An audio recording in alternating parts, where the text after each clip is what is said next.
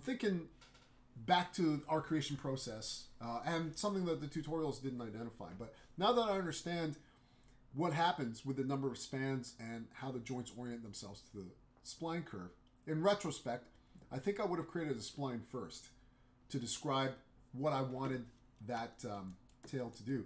And then when I went into my joint creation tool, I would snap each joint that I created to that curve, and then job done, right?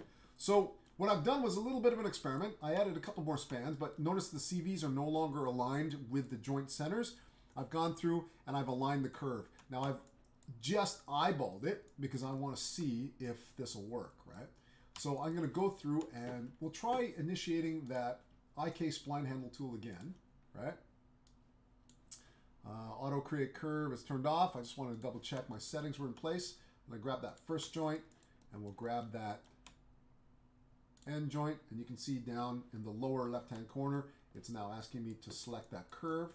So I'm just going to find a place where I can grab that, and that should have done the trick, right? So now if I turn on my FK skeleton, we should have almost perfect alignment.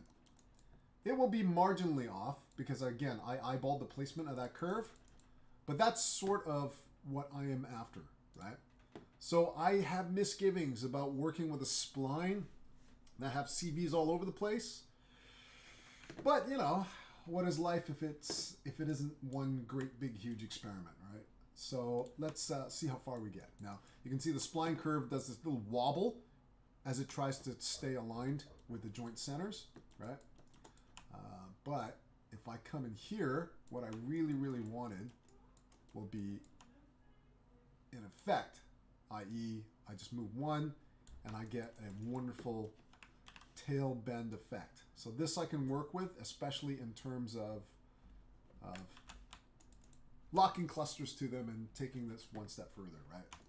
So I'm going to leave it at that. So let's save a copy of this off. I think that will work a little bit better for us, right?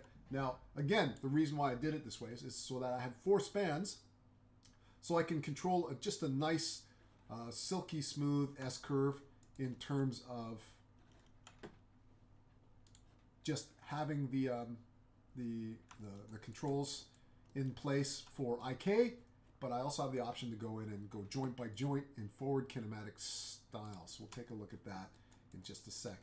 What I might go ahead and do, let me light up the controls. Got a few minutes here. Let's go and cluster this bad boy up, right? So I don't know if I want these two together. Let's go in here and try it. So I'm going to grab that CV and this CV here, right? And let's zoom that out. That's not too bad, actually. I think I might do that. So with that, I'm going to create a cluster. Unlike a couple of other tutorials online where it was 1 CV per cluster, you can actually grab as many CVs as you want. Well, knock on wood. You could 10 years ago. I don't know if you still can. So let's go into our deformer and let's go in and create our cluster, right? Okay, cool. So there it is. So I can grab that cluster and there we go. Nice, right? Now, I want to offset that cluster handle. So let's pop in here. And cluster handle shape, is it under here?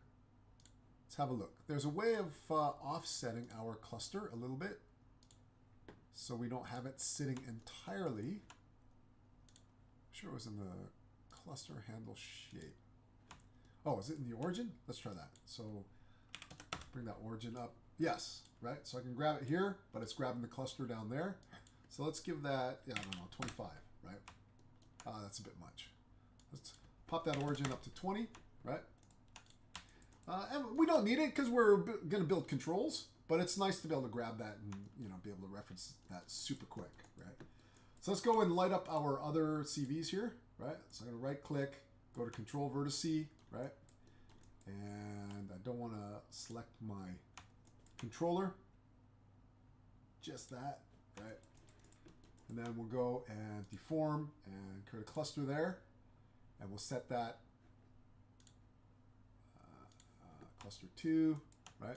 And then I'll just grab that cluster by itself. let's turn off our IK controls. So I can just grab that cluster, just grab that letter C, move to the attribute editor. Let's take that cluster handle shape, move that origin up to 20, I think it was. Yeah, we want to keep them kind of on the same level. And we'll go to, I know that these clusters are now just on their own. And so G to create that cluster. And let's create clusters for all these guys first. So I'm going to go to control vertice, grab this guy. Oh, grab that guy. Tell me I can grab the end cluster here. There we go. Create a cluster there. And now we can, I wonder if we can shift select these guys and make that alteration. We might not be able to. Let's try it. Yeah, you know what? Let's just do this one by one. Go to the cluster handle shape. And again, set this guy to 20. And I'm going to come over here. This was complicated to grab that, but I think it's because there are two controls there at the end. And so they overlap each other a little bit, right? So, but I wanted this. This is the one thing I forgot. The tip of the tail wag, right? So that's in place now as well. So we've got our clusters sort of ready to go, and they're sitting outside our outliner here. And we will figure out a best way of grouping these guys, parenting them into our rig so that it's nice and packaged neatly, right? And then once we get that set up, we'll move on to doing our IKFK blending, right? Okay, I will leave it at that, and I will talk to you guys later.